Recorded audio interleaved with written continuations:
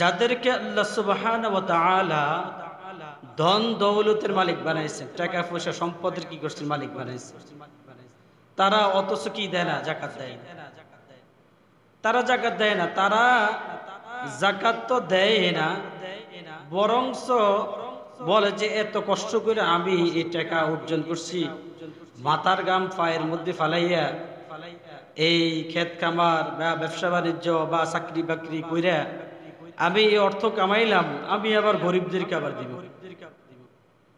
আমি কষ্ট করে এটা কি করছি, অর্জন করছি, গরিবদেরকে দান সদকা করবো কেন, গরিবদেরকে দিব কেন? কি বলেন, এরকম বলেন না মানুষ আছে না? আস্তাগফিরুল্লাহ।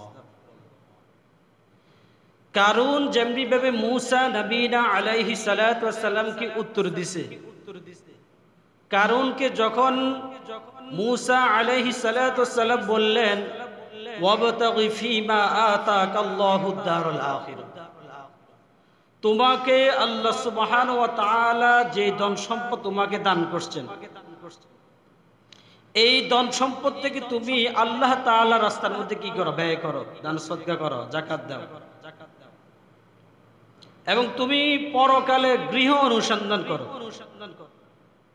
তুমি এই দান সদকা, এই যাকাত দেওয়ার মাধ্যমে পরকালের আরাম আয়েশের ব্যাপারে তুমি কি করো, অনুসন্ধান করো।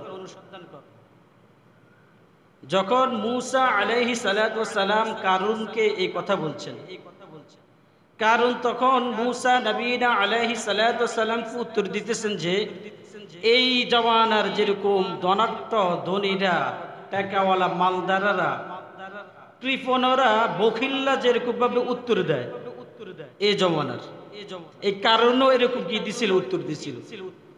এখনকার আমাদের এই সমাজের মধ্যে যেরকম কৃপণ বা বখিলরা উত্তর দেয়, এই কারণও এরকম উত্তর দিছিল। এই জন্য আল্লাহ পাক কারুনের এই ঘটনাকে কুরআনুল কারীমের মধ্যে কি করছে, তুলে ধরছেন যে এই কারুনের মতো এরকম বহু কৃপণ বখিল ধনাঢ্য ব্যক্তি হওয়া সত্ত্বেও এই কারুনের মতো, এই বখিলের মতন কি দিবে, জবাব দিবে, সাবধান তোমরা এই কারুনের মতন এরকম জবাব, এরকম বখিলওয়ালা শব্দ তোমরা কি মুখ দিয়ে প্রয়োগ করবে না। কারণ হলো আমি তোমাদের পূর্বে বহু শক্তিশালী জাতিকে, ধন সম্পদ প্রাচুর্যশীল ব্যক্তিদেরকে আমি ধ্বংস করছি, হালাক করছি। অতএব কারুন যেভাবে বলছে এইভাবে তোমরা উত্তর দিও না। কি উত্তর দিছে জানেন? যখন মূসা আলাইহিস সালাতু ওয়াস সালাম যাকাতের কথা বলছেন, যে তোমাকে আল্লাহ পাক যে সম্পদ দিছে, তোমাকে এত ধন সম্পদের অধিকারী আল্লাহ পাক বানাইছেন, যে আল্লাহ পাক নিজে বলতেছে যে লা তানু বিল উসবাতি উলিল কুওয়া, আল্লাহ পাক তাকে এত ধন ভান্ডারের মালিক বানাইছেন যে লা তানু বিল উসবাতি উলিল কুওয়া, কয়েকজন শক্তিশালী লোকের পক্ষে কষ্টসাধ্য ছিল তার ধনভাণ্ডারের চাবিগুলা বহন করতে। কথা বুঝছেন? তার ধনভাণ্ডারের যে চাবিগুলা ছিল কারুনের, এই ধনভাণ্ডারের চাবিগুলা কয়েকজন শক্তিশালী জবরদস্তওয়ালা, কয়েকজন শক্তিশালী লোকের পক্ষে কষ্টসাধ্য ছিল তার এই ধনভাণ্ডারের চাবিগুলা কি বহন করা। তাহলে এবার বুঝেন, তার ধনভাণ্ডারের চাবি বহন করতে যদি কয়েকজন শক্তিশালী লোকের পক্ষে যদি কষ্টসাধ্য হয়, কষ্টকর হয়, তাহলে বুঝেন তাকে আল্লাহ পাক কি পরিমাণ সম্পদ দান করছে, কি পরিমাণ সম্পদ দান করছে। এই সম্পদ পাওয়ার পর মূসা নবীনা আলাইহিস সালাতু ওয়াস সালামের সাথে সে ষড়যন্ত্র করতে আরম্ভ লাগলো। কেন মূসা আমাকে যাকাতের কথা বলল? কেন মূসা আমাকে দান সদকার কথা বলল? কেন মূসা এই সমাজের মধ্যে আমাকে দেখাইলো যে তার ধন সম্পদ আসে, সে অথচ কি দেয় না, যাকাত দেয় না, তার ফেস্টিজে কি বাড়ছে। এই জন্য মূসা আলাইহিস সালাতু ওয়াস সালামের পিছনে সে ষড়যন্ত্র কি করতে আরম্ভ লাগলো।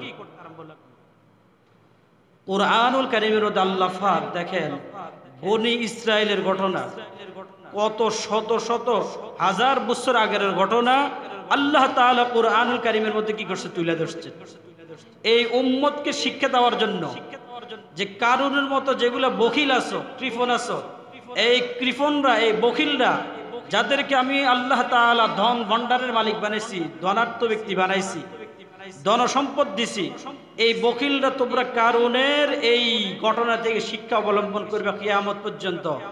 এই জন্য আমি কুরআনুল কারীমের মধ্যে কারুনের এই ঘটনাকে আমি কি করছি, তুলে ধরছি।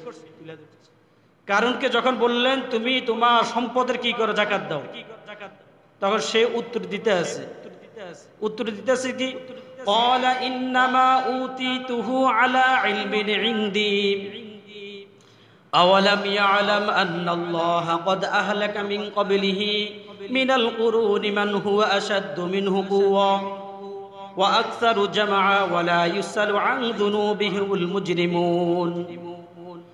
কারুন মুসা নবীনা আলাইহিস সালাতু ওয়াস সালাম কে বলতেছে যে ক্বালা ইন্নামা উতিতুহু আলা ইলমিন ইনদি, আমি আমার নিজস্ব জ্ঞান গরিমা দ্বারা, নিজস্ব বুদ্ধির দ্বারা, নিজস্ব শ্রমের দ্বারা আমি এই দ্বন্দ্বলত এবং এই দ্বন্দ্বলের মালিক হয়েছি, ধন ভান্ডারের মালিক হয়েছি, আমি এই সম্পদের মালিক হয়েছি। আমি কেন আল্লাহ পাকের রাস্তার মধ্যে এই অর্থকে, এই ধন সম্পদকে আমি ব্যয় করব? আমি আমার নিজস্ব জ্ঞান গরিমা দ্বারা, নিজস্ব বুদ্ধির দ্বারা আমি এই সম্পদ অর্জন করছি। আমি কেন আল্লাহ পাকের রাস্তার ভিতরে সম্পদকে আমি ব্যয় করব, এর যাকাত দিব?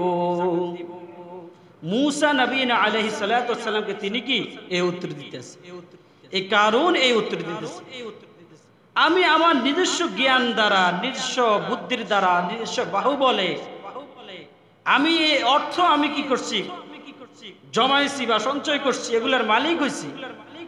আমি কেন এই দরিদ্র অসহায় ব্যক্তিদেরকে আমি দান সদকা করবো, মানুষকে দিব?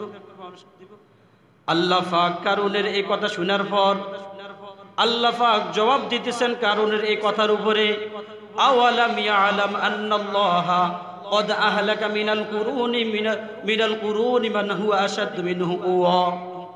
আমি আল্লাহ সুবহানাহু ওয়া তাআলা তার পূর্বে বহু জাতিকে ধ্বংস করছি, যারা নাকি তার থেকে আরো ক্ষমতাধর ছিল এবং শক্তিশালী ছিল, ধন সম্পদ তারা আরো অধিক প্রাচুর্যশীল ছিল এবং ধনভাণ্ডারের দিক দিয়ে অনেক অনেক ছিল, তার থেকে অনেক অনেক অনেক বেশি ছিল এবং শক্তির দিক দিয়ে তারা অনেক বেশি ছিল। কিন্তু আমি আল্লাহ সুবহানাহু ওয়া তাআলা তাদেরকে ধ্বংস করে দিয়েছি। অতএব সে যদি আমার রাস্তার মধ্যে সে যদি দান সদকা যদি না করে, তাহলে অবশ্যই অবশ্যই তাকেও কি করা হবে, ধ্বংস করা হবে। তাকেও কি করা হবে, ধ্বংস করা হবে। ওয়ালা ইউসালু আন যুনুবিহিল মুজরিমুন। পাপীদেরকে তাদের পাপ সম্পর্কে আল্লাহ পাক জিজ্ঞাসা করবে না, যখন তাদেরকে ধ্বংস করা হবে, হালাক করা হবে, তাদেরকে জিজ্ঞাসা করবে না, তাদের উপর আযাব কি চলে আসবে। তো এই কারণের মতন, এই কারণ এই বখিলের মতন কিছু বখিল, কিছু কৃপণ সমাজের মধ্যে আছে। তারা তো যাকাত দেয় না, দান সদকা করেই না, বরঞ্চ বলে আমি আমার নিজস্ব জ্ঞান গরিমা দ্বারা, বুদ্ধির দ্বারা, শ্রমের দ্বারা আমি এগুলো অর্জন করছি, আমি কেন মানুষদেরকে দান সদকা করব, মানুষকে কেন দান খয়রাত করব? সাবধান। এই জন্য আল্লাহ পাক এই সাবধানতার বাণী কুরআনুল কারীমের মধ্যে কি করছে, শুনিয়ে দিয়েছে যে তোমাদেরকে আমি যেই ধন সম্পদ দিছি, যে অর্থ দিছি, এগুলো থেকে তোমরা কি করবে, ব্যয় করো।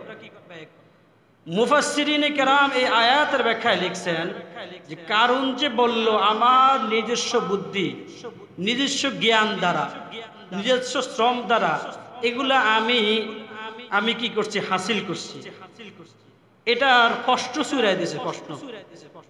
আচ্ছা, কষ্টটা কি? কারুনকে যে আল্লাহ পাক জ্ঞান দিছেন, বুদ্ধি দিছেন, তাকে শক্তি দিছেন এবং তাকে হিকমত দিছেন, এগুলা কার দেওয়া? বলেন কার দেওয়া? আল্লাহর দেওয়া। এগুলা তো সে কি করতে পারবে, অস্বীকার করতে পারবে না। এই জন্য মুহাদ্দিসিনে কেরাম, মুফাসসিরিনে কেরাম এই আয়াতের ব্যাখ্যা লিখছেন কারণ কোনোভাবেই কি করতে পারবে, অস্বীকার করতে পারবে না আল্লাহ পাকের এই নিয়ামতের ব্যাপারে। কারণ হলো সে নিজে যে বলতেছে আমার নিজস্ব জ্ঞান গরিমা দ্বারা, বুদ্ধির দ্বারা, বাহুবলের দ্বারা আমি এগুলো হাসিল করছি, তাকে এই বাহুবলের শক্তি, এই জ্ঞানের শক্তি, এই বুদ্ধির শক্তি কে দিল? আল্লাহ দিছে, আল্লাহ দিছে। তা সে কোনো প্রকারে কি করতে পারবে, অস্বীকার করতে পারবে। এই জন্য আল্লাহ পাক বলতেছে যে ওয়াবতাগি ফীমা আতাকাল্লাহুদ দারুল আখিরা, ওয়াবতাগি ফীমা আতাকাল্লাহুদ দারুল আখিরা ওয়ালা তানসা নসীবাকা মিনাদ দুনিয়া ওয়া আহসিন কামা আহসানাল্লাহু ইলাইক। আমি আল্লাহ সুবহানাহু ওয়া তাআলা তোমাকে যেই ধন সম্পদ দান করলাম, যেই ধনভাণ্ডারের মালিক বানাইলাম, এগুলা থেকে তুমি আমার রাস্তার মধ্যে কি করো? ব্যয় করো এবং পরকালে গৃহে অনুসন্ধান করো। ওয়া আহসিন তুমি মানুষের উপর কি করে ইহসান করো? দয়া করো, মানুষকে দান সদকা করো, মানুষকে কি করো? দয়ার হাত বাড়ায়া দাও, দানের হাত বাড়ায়া দাও। কামা আহসানাল্লাহু ইলাইক, আমি আল্লাহ যেমনি ভাবে তোমার উপরে দয়া করছি, দয়া করে তোমাকে ধন সম্পদের মালিক বানাইছি, অর্থের মালিক বানাইছি, অতএব আহসিন তুমি মানুষের উপরে দয়া করো, অর্থাৎ মানুষকে যাকাত দাও। নিঃস্ব, অসহায়, গরিব, সমাজের মধ্যে যারা বঞ্চিত আছে, দরিদ্র আছে, এই দরিদ্র ব্যক্তিদেরকে তুমি কি দান সদকা করো। আমি তোমার উপরে কামা আহসানাল্লাহু ইলাইক, যেমনি ভাবে আমি তোমার উপরে দয়া করে তোমাকে এগুলা দান করছি, ঠিক তদ্রূপভাবে তুমি মানুষের উপর কি করো? দয়া করো। ওয়া আহসিন কামা আহসানাল্লাহু। এরপর আল্লাহ পাক আবার সাবধান করে দিয়েছে, ওয়ালা তাবগিল ফাসাদা ফিল আরদ।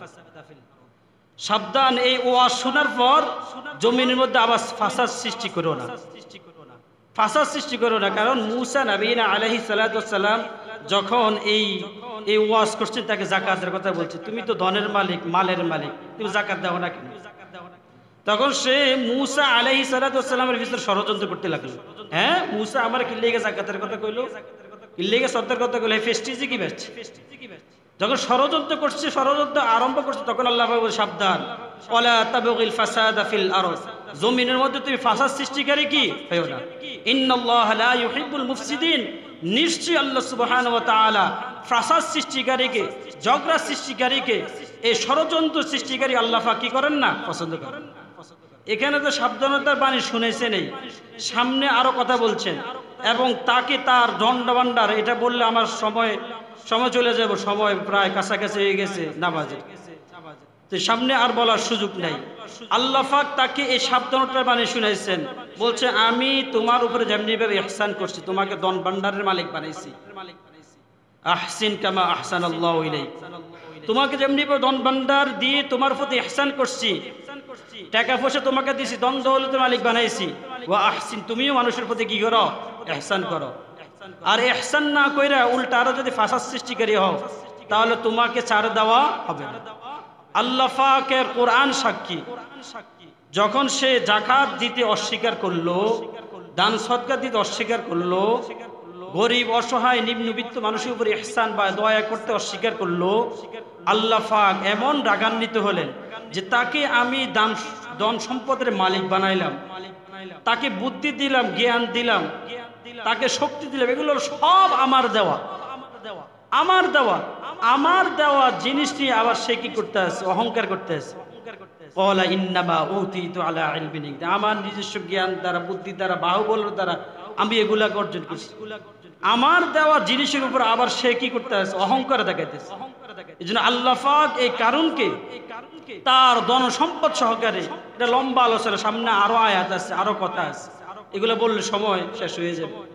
আল্লাহ পাক তার এই ধনভাণ্ডার সম্ভব সহকারে কি করলেন? ভূগর্ভে কি করলেন? নিচের দিকে নিমজ্জিত করলেন। এটা শুধু একদিনের, 2 দিনের না। মুফাসসিরে কেরাম তাফসীর কিতাবের ভিতরে লিখছে, কিয়ামত পর্যন্ত তার এই ধনভাণ্ডার, এই ধন সম্পদ সহকারে সে কি মাটির দিকে, কি মাটির নিচে ঢুকতে থাকবে। আমাদের তাবলীগ জামাতের একজন মুরব্বী এই কারুনের ওই জায়গাকে দেখতে গেছে, কারণ যেখানে ধ্বংস হয়েছে, এই ধ্বংস স্তূপ ওই জায়গার ভিতরে যায় দেখতেছে যে কান লাগাইয়া দেখতেছে যে এখনো আওয়াজ আসতেছে কারুনের ওই চিৎকার। তার এই ধনভাণ্ডার সহকারে সে যে ভূগর্ভে, অর্থাৎ নিচের দিকে মাটির নিচে সে যে জাবদে আছে, তার যত ধন সম্পদ আছে সবকিছু নিয়ে তার ওই চিৎকার এখনো কি আওয়াজ কি আসতে আছে নিচ থেকে। এগুলো আল্লাহ পাক নিদর্শন হিসেবে কি করছে? রেখে দিয়েছেন সামনের প্রজন্মের জন্য, যারা কিয়ামত পর্যন্ত আসবে তারা এটা থেকে কি করে শিক্ষা অবলম্বন করবে। যারা কারুনের মতো বখিল হবে, কৃপণ হবে, যারা আমার রাস্তার মধ্যে দান সদকা করবে না, জাকাত করবে, জাকাত দিবে না, জাকাতের হক আদায় করবে না, তোমরা এই কারুনের এই ঘটনা থেকে কি করো? শিক্ষা অবলম্বন করো। তারা যেভাবে ধ্বংস হয়েছে তোমরাও ধ্বংস হবা, তোমাদেরকে এভাবে কি করা হবে? ফাকরা করা হবে। এবং হাসর ময়দানে তো ভয়াবহ শাস্তির ব্যবস্থা আছে। এই জন্য মুআজ্জাজ হাজিরিন, যাকাত এটা খুবই গুরুত্বপূর্ণ একটি কি বিধান, এটা ফরজ বিধান। আমরা যেমনি ভাবে এখন নামাজ পড়তে আসছি, আল্লাহ পাকের এই ফরজ বিধান আমরা যেমনি ভাবে আদায় করতে আসছি, সাথে সাথে এই যাকাতও একটা কি ফরজ বিধান, আল্লাহ পাকের একটা ফরজ বিধান।